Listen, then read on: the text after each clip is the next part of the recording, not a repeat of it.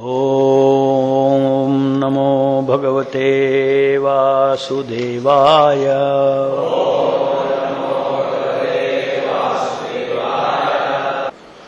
Reading from Srimad Bhagavatam, 3rd Canto, Chapter 20, text number 7 and 8. Evam ugrashravaha prashta ऋषिवीर नैमिषायनहे Bhagwati अर्पिताध्यात्म तानाः श्रूयतामिति. Translation and purport by His Divine Grace A.C. Bhaktivedanta Swami Srila Prabhupada ki jai. On being asked to speak by the great sages of Naimisharanya, the son of Romaharshana, Suta Goswami, whose mind was absorbed in transcendental pastimes of the Lord, said, "Please hear what I shall now speak."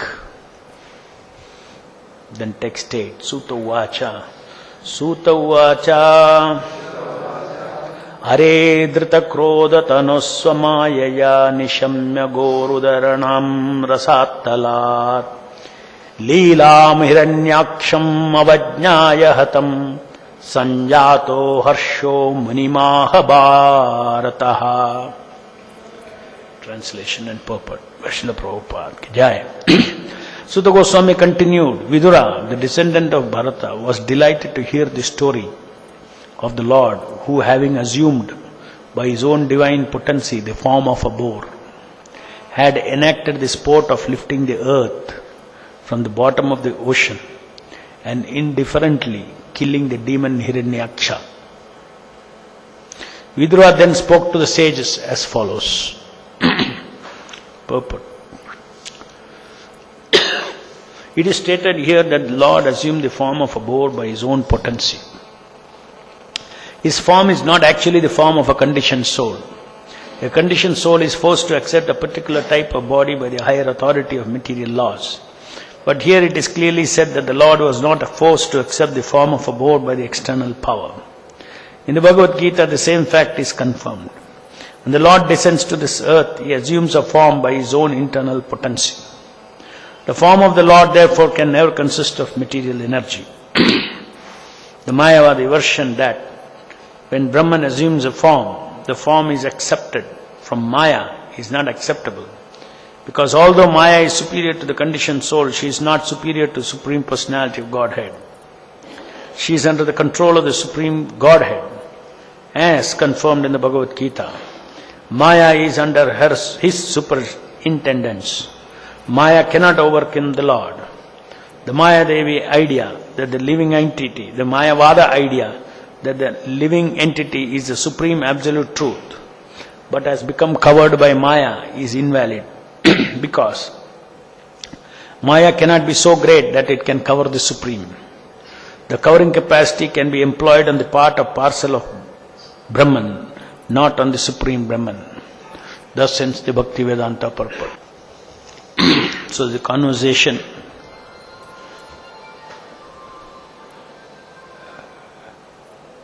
between Vidura and Maitreya that took place is being narrated by Suta Goswami. Having already heard about the divine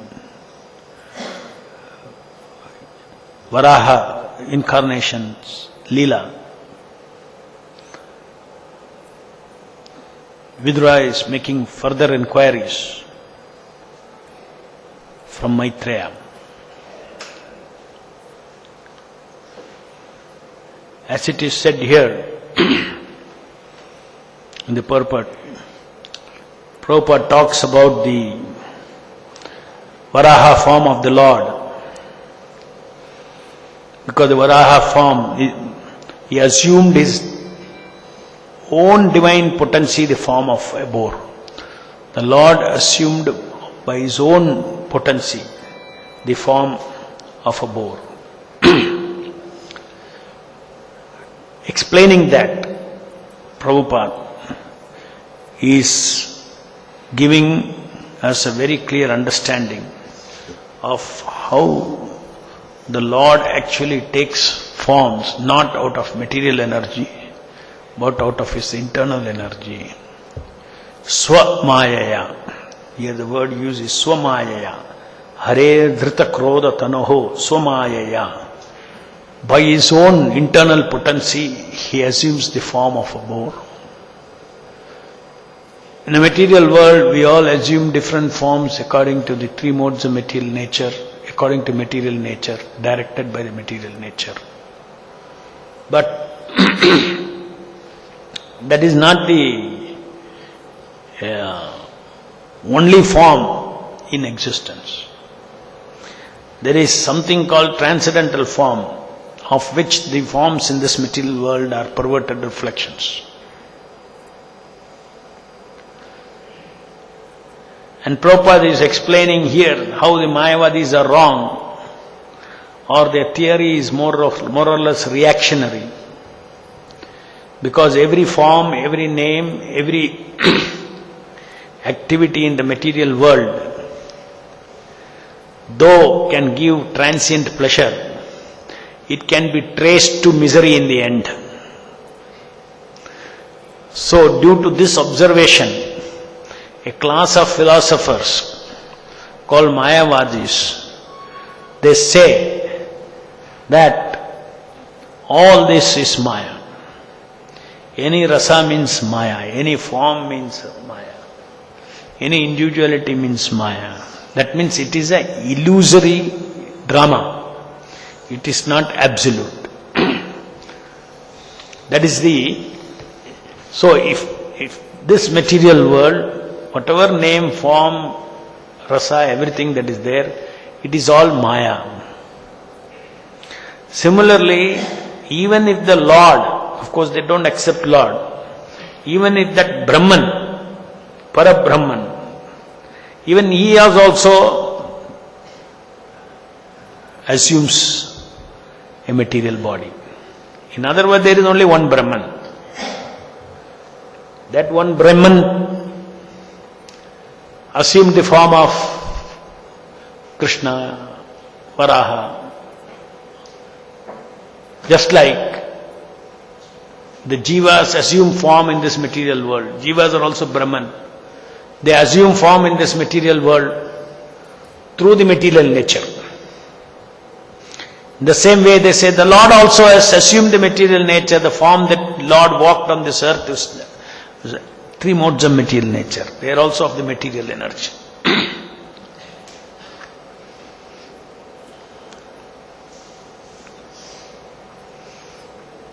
The Mayavada school of thought says that ultimately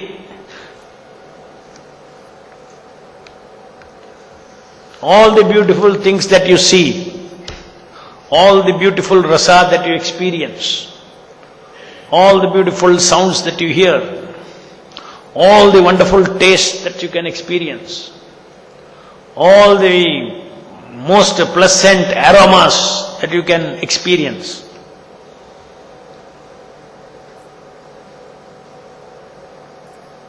all this is not the real pleasure of the Atma. The real pleasure of Atma is variety-less, unitary existence. And this is a total philosophy. There are no explanation, then why all these varieties are there in this material world? Please tell. Why all these varieties are there? Why all these enjoyments are there? Why attractive things are there in this material world? This world is full of attractive things also. Earth is not the best place to see all attractive things. Swargaloka is the place to see all attractive things. Beautiful land, beautiful, woods and beautiful sceneries and beautiful people. Men and women are so beautiful.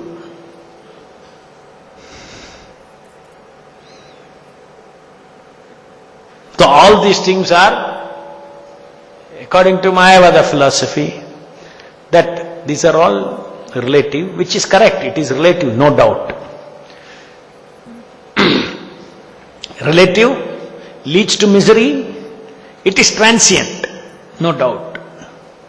That experience, every experience in this material world, even in the Surgaloka, even in higher planetary systems, they are all ultimately that transient. But the soul is eternal. Since the soul is eternal, souls enjoying the transient is an aberration. Therefore, the soul should go back and merge into Brahman. Then there you will get permanent happiness. No oscillation. But here they are seeing that between pleasure and pain, happiness, distress, duality. So Mayavadi's philosophy is very, very correct. As per their observation, it's very correct. They observe, look, I run after happiness, I run after pleasure, I run after beautiful forms, I run after beautiful rasa, everything I run after, but everywhere it is a fact that I end up in a mess. Including my own identity is temporary. I myself die. So what happened to all the beautiful, even if the relationships are all so beautiful during my existence, when I die, it is all super painful. Therefore, by this observation, logically the Mayavadis say, they have studied the world and they say that absolute happiness cannot have varieties. Absolute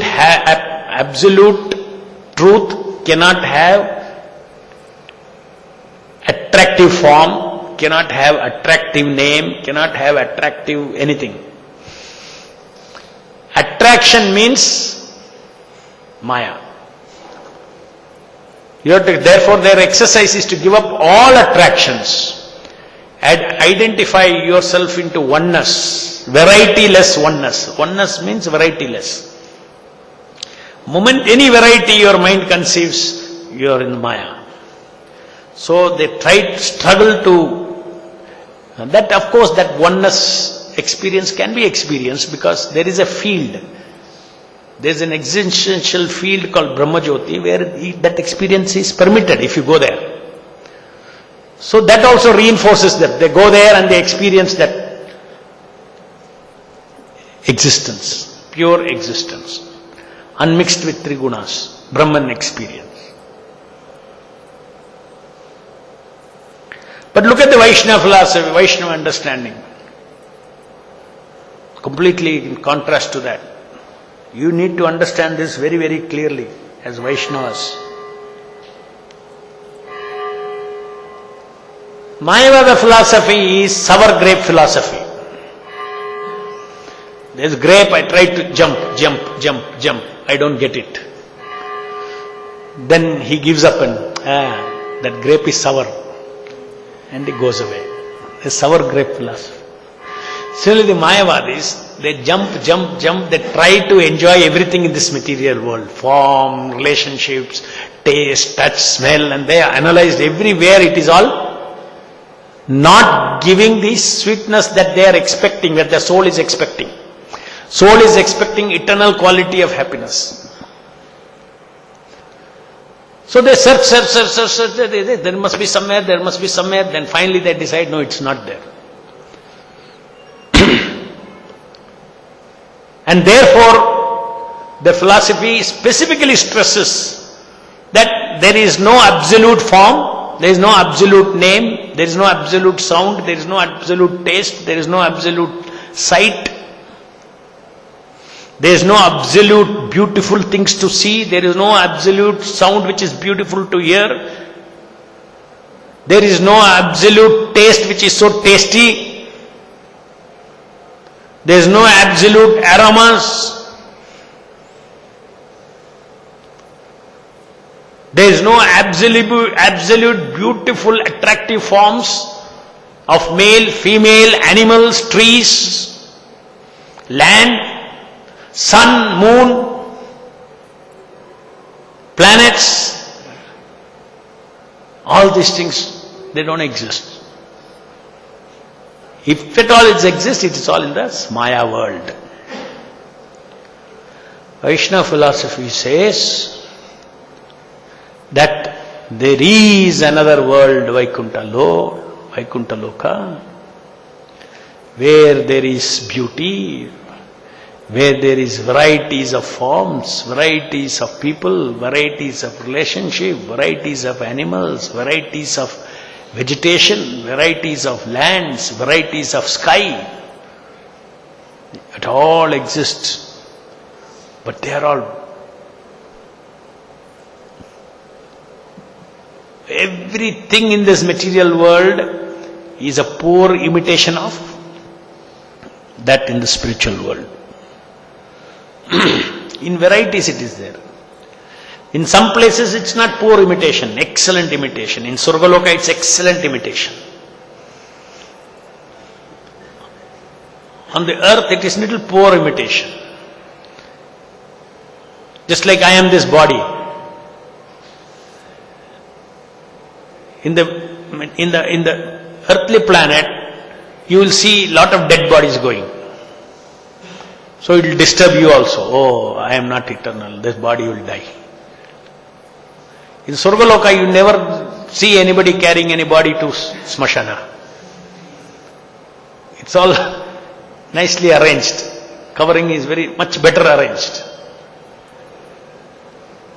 On the earthly planet, covering keeps, very often the covering is removed.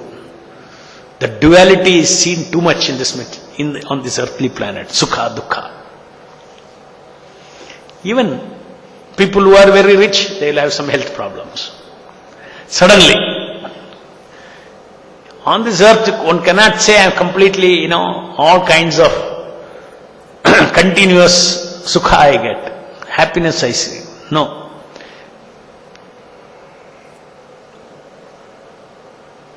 So because of this, the Mayavadis say that this is a source of misery. Name, form, all these things. Get detached from all these things. Neti, neti, neti. This will never give you happiness, which is correct. We are also saying it will never give you happiness. But they are saying it will never give you happiness, therefore become varietyless. Become everything one. We say this never give you happiness. These varieties never give you happiness. We also say. But we say that if you change your attitude, you can live in a world of complete positive name, fame, taste, form, smell, planets, everything. You can live there, beautiful relationships, never dying, eternal relationship. You can be there, provided your attitude has changed. So just see, it's just for you get another world just for a change of attitude. What is the change of attitude? Which is very typical in this world. I want to possess and enjoy every attractive thing. I want to possess, bring under my control, everything that is attractive so that I can enjoy it. That's all. This one attitude, covetousness, possessing, including this body, I want to possess it so that I can enjoy it. And anything that you possess, you become attached. Because it is become an object for your enjoyment. Now what is the other attitude which will be eligible for you to go to the spiritual world? Because in the material world, anything that is attractive, you look at it and you look at it in a covetous manner. And you want for it. You want it. At least desire, you desire. If permitted, yes. Everything attractive he will want to enjoy in the material world. Only the world doesn't that. It's a too competitive world. So he makes adjustments. He makes adjustments. Ethics is there, morality is there, so he makes adjustment. But depth of the heart, these are all restrictions for him. If something is attractive, why I cannot enjoy, why I should not enjoy? Only since I should not enjoy is because if I try to enjoy everything, I'll get beaten up. He learns in the society. But the heart is always there. So all restriction of enjoyment is all so-called control of his behavior is due to fear and restriction. In the spiritual world, there is nothing which is not beautiful and attractive. Everything is beautiful and attractive. From Krishna to Krishna's devotees, everything is beautiful and attractive. Gross to subtle.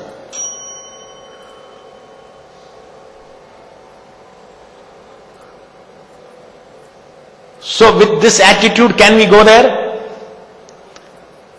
No, you cannot go there. Because then you will be covetously look upon everything and try your right. Therefore you have no entry there. We have no entry in the spiritual world because of our lust, our possession and self-enjoyment.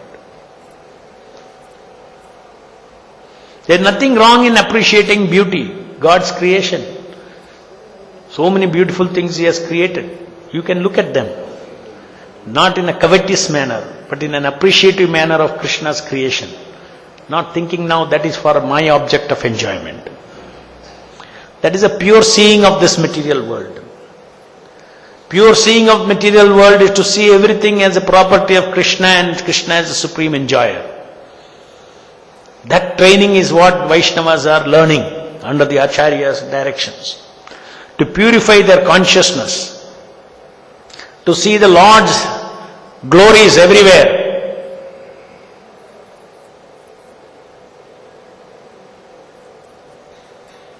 And the spirit is of serving the Lord and the Lord's servant. Not that making the Lord serve me, making the servant serve me. In this material world, our attitude is, everything around me, I should make it serve me. I have an ambition, I will move everything towards my ambition. I will move people, I will move everything, manipulate everything towards. That is karma. Some do it unintelligently, like in modern world. They try to control directly. In ancient world, it was done intelligently by doing great punya, by earning lot of punya, and then becoming powerful. So that is the ancient method. Now foolish methods are there. It will not last long. If at all somebody is controlling, it is because of his past punya. And with time everybody is losing punya. The only people who are getting punya, if at all punya, even punya, yet is the Vaishnavas who are chanting Hare Krishna. That means the future in the next generation and next generation, all the rich people in this world will be Vaishnavas. Because all the others are doing papa. Their birth will be low. And those devotees who are chanting Hare Krishna, who are not fully ready to go to the spiritual world, who got so many material desires, now they are chanting all those 16 rounds. They will be future Bill Gates and all those people.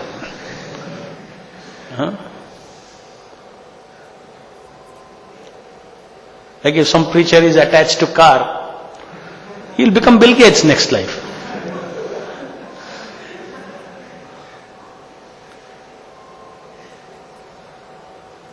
It's a fact. According to this theory of karma, it's a fact. You'd say 50 years from now, this world, top, everything will be controlled by devotees. Even materially speaking, the Shastra says chanting Hare Krishna, even though it's not being chanted for punya.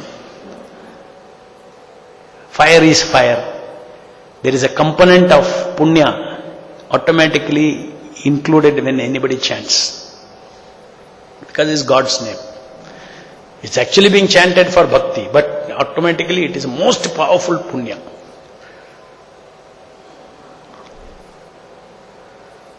So anyway, that apart.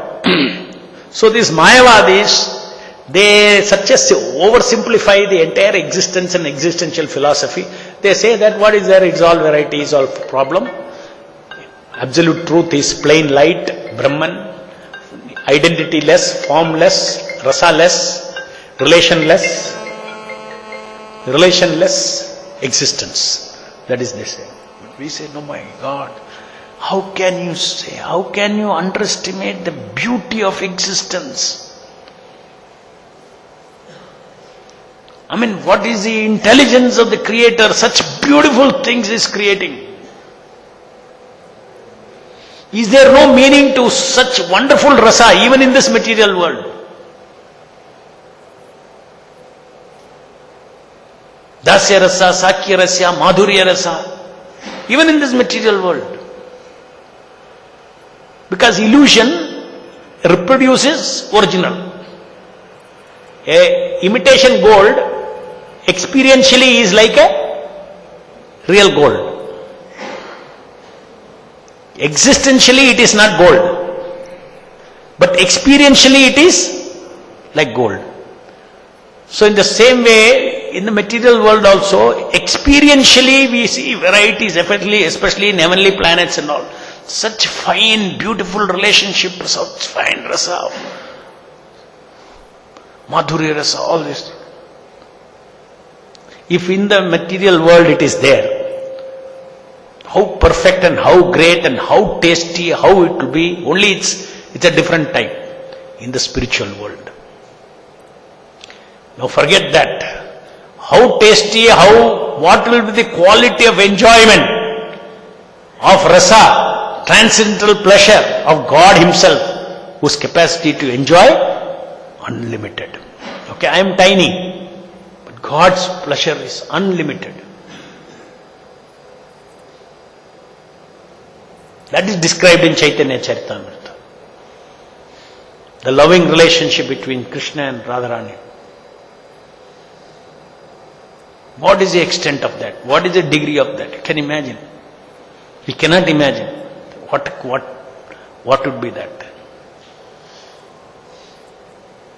In the material world, if Madhurya Rasa, like it described in the Bhagavatam and all, in the spiritual world, beautiful damsels and beautiful dancing and music and nice beautiful gardens and everything is so nice described. Rasa. But absolute rasa is there also. That is bhakti rasa. That is what Vaishnava world is giving. Vaishnava Krishna consciousness means ultimately bhakti rasa. We don't deny varieties. We don't deny beauty. We don't deny attractiveness. Attractive seeing, attractive tasting, smelling, all this. We don't deny. And attractive, loving exchanges, we don't deny. In absolute existence, there is loving exchange. And that can be practiced here in this material world by a bhakti yogi. It can be practiced here. Active reciprocation from Krishna, who is in everybody's heart. That can be practiced, experienced here. It's not some future you go there. In our life we can experience. In day-to-day life we can experience. At our own level of purity, Krishna is reciprocating. Lord as a protector, as Nrsimhadevs, devotees have relationship. As super soul, devotees have relationship. As a deities whom we are serving, we have relationship and reciprocations. It is real. Real varieties of life. Devotees are praying every day, please engage me in your service. Please grant me your service. Your service is so sweet. Your service is so tasty. Please grant me your service. That is the meaning of Hare Krishna, Krishna Krishna, Hare Hare, Hare Ram, Ram Ram, Hare Hare. Any questions? Mike, here.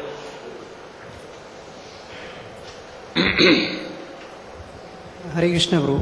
As you mentioned, devotee have ambitions and it is not fulfilled, and next life it will be fulfilled. So, but we also having ambition according to our authorities, and we are taking that ambition according to their guidance and putting full effort. If it is not fulfilled, so we are under the guidance of authorities, but still we have to take birth. So more enlightened in that.